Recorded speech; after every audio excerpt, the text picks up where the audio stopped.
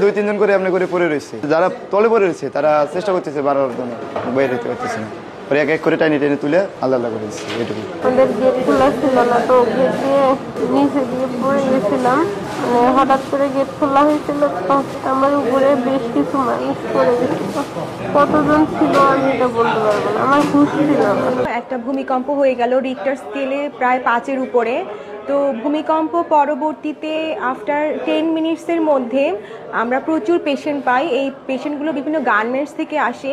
Mainly যেটা হয়েছে, ভূমিকম্পের যে প্যানিক ডিসঅর্ডারটা, একটা যে প্যানিক সৃষ্টি হয়েছে, ওই প্যানিকেই আসলে হুড়াহুড়িতে নামতে গিয়ে, দৌড়াদৌড়ি করে নামতে গিয়েই হচ্ছে ওনারা ইনজুর্ড হন। কারো হয়তো একটু ধাক্কা লাগে, কেউ হয়তো একটু পায়ের নিচে পড়ে যায়।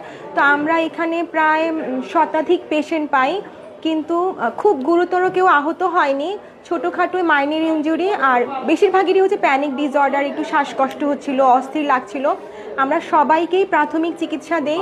প্রাথমিক চিকিৎসার পরে আমাদের এখানে আমরা প্রচুর পরিমাণ পেশেন্ট অ্যাডমিট করি আমাদের হসপিটালে, যাদেরকে আমাদের কাছে গুরুতর মনে হয়েছে এরকম কয়েকজনকে, 10 থেকে 15 জনকে আমরা উচ্চতর চিকিৎসার জন্য উচ্চতর সেন্টারে রেফার করেছি।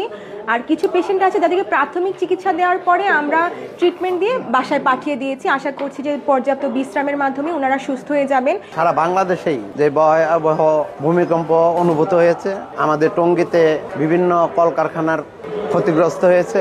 টঙ্গী সরকারি মেডিকেলে আহত রোগীরা আসছেন, ওনাদের কিছু রোগী ঢাকায় রেফার করা হয়েছে। আমরা সার্বক্ষণিক তাদের খোঁজখবর রাখব এবং তাদের সুস্থতার জন্য যদি কোনো সাহায্য সহযোগিতা করতে হয় আমরা আমাদের পক্ষ থেকে করব।